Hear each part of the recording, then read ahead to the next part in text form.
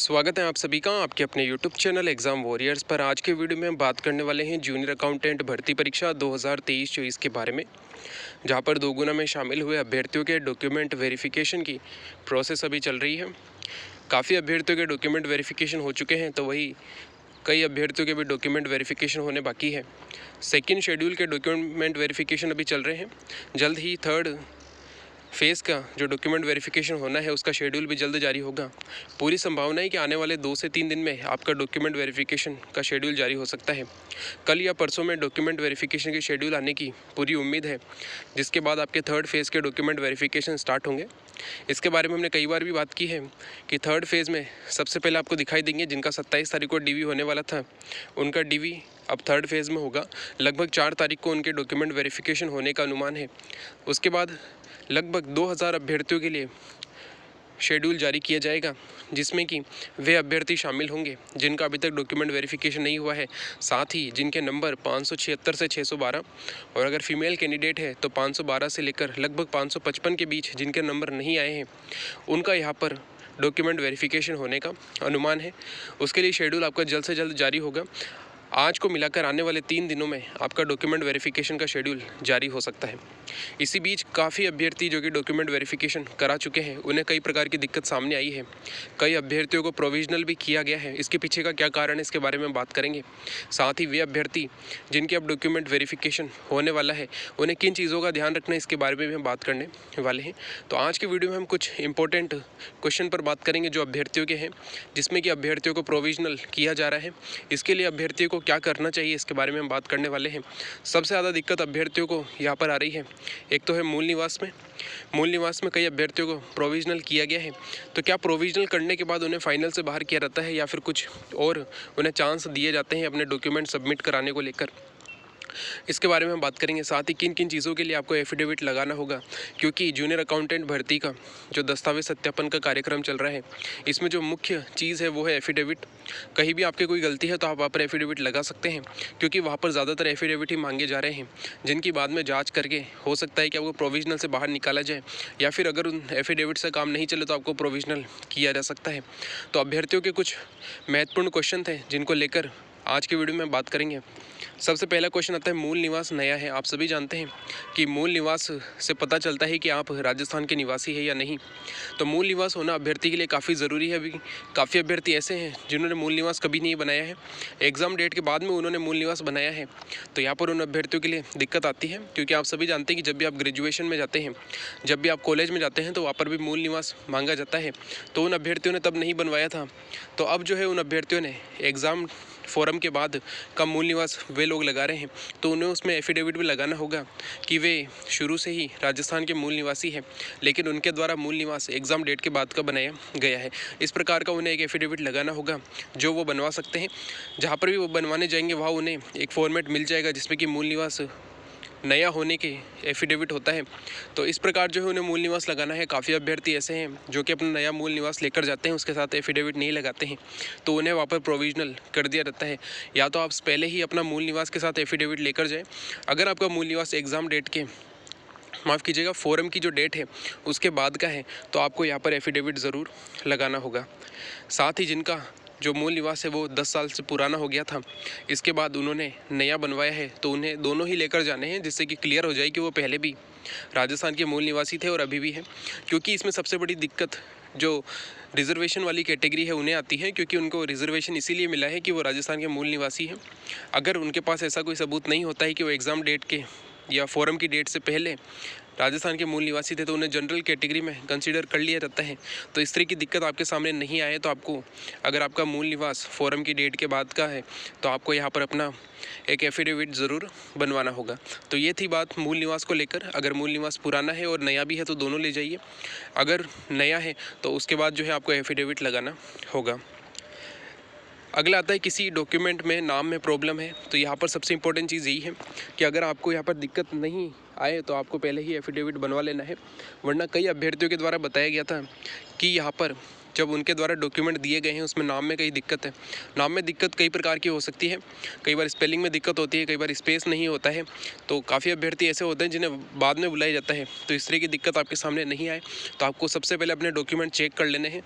जो भी आपका 10th और 12th के हैं, मेन जो डॉक्यूमेंट काम करते हैं वो है आपके 10th की मार्कशीट, उससे आपको बाकी सभी डॉक्यूमेंट मिला लेने हैं। साथ ही आपने एप्लीकेशन फॉर्म में क्या भरा है उसके हिसाब से आपको अपने डॉक्यूमेंट मिलाने होंगे कि उसमें कहीं नाम में स्पेस तो नहीं है या फिर नाम में कोई गलती तो नहीं है, स्पेलिंग में कोई गलती नहीं है, हिंदी या इंग्लिश में स्पेलिंग जो होती है उसमें कोई गलती तो नहीं है, इसको आपको देखना है।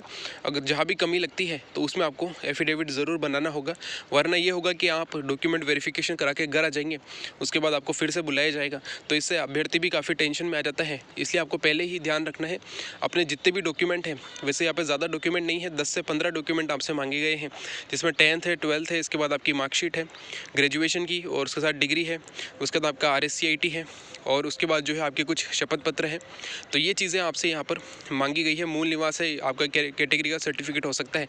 तो ज़्यादा डॉक्यूमेंट नहीं है, इनमें आपको सिर्फ यही चेक करना है कि आपके नाम में, आपके पिताजी के नाम में, डेट ऑफ बर्थ में या आपके माताजी के नाम में कोई दिक्कत हो तो वहाँ पर आप एफिडेविट बना सकते हैं, वरना आप डॉक्यूमेंट वेरिफिकेशन करा कर आएंगे और उसके बाद आपको वापस बुलाया जाएगा। अगली चीज़ आती है रोल नंबर, परसेंटेज, स्कोर में प्रॉब्लम। कई बार होता है कि 10th और 12th या फिर ग्रेजुएशन के जो स्कोर कार्ड है उन्हें डालते समय, यानी कि उसमें आपके रोल नंबर, परसेंटेज या स्कोर जो भी होता है उसे डालते समय वहाँ पर दिक्कत हो जाती है। तो उसके लिए भी आप एफिडेविट बनवा सकते हैं कि फॉर्म भरते समय ये दिक्कत हो गई थी और इसे जो है इस प्रकार से बताया गया है। जो भी है उसका फॉर्मेट आप उस हिसाब से यहाँ पर बना सकते हैं। सबसे इंपॉर्टेंट चीज़ आपको ये भी ध्यान रखनी है कि इन चीज़ों के कोई फिक्स फॉर्मेट नहीं होते हैं। आप जहाँ पर भी जा रहे हैं एफिडेविट बनवाने, वहाँ जाएंगे, उनको बोलेंगे तो वो उनके पास पहले से जो है बने हुए होते हैं, वो उसी में आपका एडिट करके दे देते हैं। तो यहाँ पर अभ्यर्थियों को चिंता करने की ज़रूरत नहीं है कि इसका कोई स्पेशल फॉर्मेट आता है या नहीं, ऐसा नहीं है। आप वहाँ जाएंगे, आप उनको बोलेंगे तो वो वहाँ पर बनाकर दे देंगे। अगली चीज़ आती है EWS और OBC का जो शपथ पत्र है, उसमें एक लाइन और ऐड करवाई जा रही है। तो जिन अभ्यर्थियों के अब डॉक्यूमेंट वेरिफिकेशन अब होना है वो पहले ही ऐसा एफिडेविट बनवा लें। उसमें एक लाइन ही ऐड करानी है कि आप लगभग जो है एग्ज़ाम डेट या फॉरम की डेट है उस दिन आप EWS और OBC कैटेगरी में एलिजिबल थे, ये आपको उसमें लिखवाना होगा। जो आपने शपथ पत्र बोर्ड की वेबसाइट से डाउनलोड किया था और जो आपने बनाया था जिसमें 4 पॉइंट थे, जो EWS और OBC कैटेगरी के अभ्यर्थी को बनाना है, उसमें आपको सिर्फ एक और लाइन ऐड करानी है कि आप जो फॉरम की डेट थी या फिर जो एग्ज़ाम की डेट थी उनमें से जो भी है, या फिर दोनों डेट आप डाल सकते हैं कि फॉरम की अंतिम तिथि इस तारीख को और परीक्षा की तिथि तक आप EWS या फिर जो OBC कैटेगरी है इसमें आप एलिजिबल थे। तो ये लाइन आपको पहले ही ऐड करानी है, क्योंकि ये आपको बाद में ऐड कराने को बोल सकते हैं या फिर नया एफिडेविट बनाने को बोल सकते हैं। तो बाद में आपको टेंशन नहीं हो, इसलिए आप पहले ही इस तरह का एक एफिडेविट बनवा लीजिए। ज़्यादा खर्चा नहीं आता है, 100 से 150 रुपये में बन जाता है। तो इसके लिए जो है अभ्यर्थी को टेंशन करने की ज़रूरत नहीं है, क्योंकि जब वो वहाँ पर बोलते हैं उसके बाद आप बनाकर लाते हैं तो अभ्यर्थियों को काफ़ी ज़्यादा चिंता हो जाती है, जिसके कारण हो सकता है कि यहाँ पर वो नहीं बनवा के आए या जो भी कारण हो जाए उसके कारण से प्रोविजनल कर दिया जाए। तो इन चीज़ों से बचने के लिए आपको जितना हो सके उतना यहाँ पर पहले ही अपनी तैयारी पूरी कर लेनी है। एफिडेविट जिसमें भी उसे लगता है कि इसमें गलती है तो वहाँ पर वो एफिडेविट बना सकता है। नाम में गलती है, कहीं कुछ रोल नंबर डालने में गलती हो गई है या फिर मार्क्स या फिर स्कोर कार्ड डालने में गलती हुई है तो वह ज़रूर एफिडेविट बनवाए, क्योंकि उन्हें वापस बुलाया जा सकता है। अब काफ़ी अभ्यर्थियों का यह भी प्रश्न रहता है कि उन अभ्यर्थियों को प्रोविजनल कर दिया गया है तो अब उन्हें किस प्रकार जो है यहाँ पर प्रोविजनल से बाहर किया जाएगा ताकि वो फाइनल में शामिल हो सके। तो सबसे इम्पोर्टेंट चीज़ ये है कि प्रतिदिन अभ्यर्थियों की संख्या फिक्स है कि इन अभ्यर्थियों का डॉक्यूमेंट वेरिफिकेशन करना है। अब ये हो सकता है कि आपको प्रोविजनल कर दिया जाए, लेकिन इसके बाद भी आपके डॉक्यूमेंट चेक होते हैं। डेली जो भी अभ्यर्थी आते हैं उनके डॉक्यूमेंट को रीचेक किया जाता है, जो सीनियर टीम होती है उसके द्वारा। तो इसके बाद ही आपको कॉल किया जाता है। अगर उन्हें लगता है कि हाँ वाकई में यह अभ्यर्थी प्रोविजनल में है तो उन्हें आपको कॉल करके उस डॉक्यूमेंट के बारे में बताया जाता है। हो सकता है वो आपको एफिडेविट लगाने को बोले या फिर उस डॉक्यूमेंट को बनवा कर लाने को बोले, तो ये चीज़ें हो सकती हैं। अगर उन्हें लगता है कि ठीक है प्रोविजनल नहीं किया जाना चाहिए तो वो आपको प्रोविजनल से बाहर निकाल देते हैं। इसके बाद जब भी आपके पास कॉल आता है तो वो आपको समय देते हैं कि 1 वीक के अंदर आप अपने डॉक्यूमेंट लाकर या फिर जो भी एफिडेविट है वो जमा करा सकते हैं। तो यहाँ पर अभ्यर्थियों को ज़्यादा चिंता करने की ज़रूरत नहीं है। अगर आपके सामने उन्होंने आपको प्रोविजनल लिख दिया है तो उसके बाद आपको कॉल ज़रूर आएगा कि यहाँ पर आपको अपने जो भी डॉक्यूमेंट हैं वो लेकर आने हैं और उन्हें जमा कराना है। और यहाँ पर जो है अभ्यर्थियों को समय दिया जाता है जिसमें कि वो डॉक्यूमेंट लाकर जमा करा सकता है। तो सिंपल सी बात यह है कि डॉक्यूमेंट वेरिफिकेशन में आपके अगर किसी भी डॉक्यूमेंट में कोई भी गड़बड़ हो या कोई मिसमैच हो गया हो तो वहाँ पर आप एफिडेविट ज़रूर लगाएं, ये आपके फ़ायदे में रहेगा। और इसमें जो है किसी भी प्रकार का आपको टेंशन लेने की ज़रूरत नहीं है। आपको इन कारणों से यहाँ पे प्रोविजनल नहीं किया जाएगा। सिलेक्शन से बाहर होने के 2-3 कारण हैं जो पहले भी बताए गए हैं। आपकी ग्रेजुएशन और आपकी RSCIT एग्ज़ाम डेट से पहले की होनी चाहिए। साथ ही आप जिस कैटेगरी से संबंधित है या जिस कैटेगरी में आपने फॉर्म भर दिया है उस कैटेगरी का आपके पास सर्टिफिकेट होना ज़रूरी है। अगर वो नहीं है तो यहाँ पर आपको प्रोविजनल किया जा सकता है। तो ये था हमारा वीडियो जिसमें हमने काफ़ी इंपॉर्टेंट बातें की है। कुछ इंपॉर्टेंट टॉपिक को लेकर कुछ प्रश्न अभ्यर्थियों के हैं, इस पर आपकी क्या राय है आप कमेंट बॉक्स में बता सकते हैं। अगर वीडियो अच्छा लगे तो लाइक एंड शेयर ज़रूर कीजिएगा। Thank you. जय हिंद, जय भारत।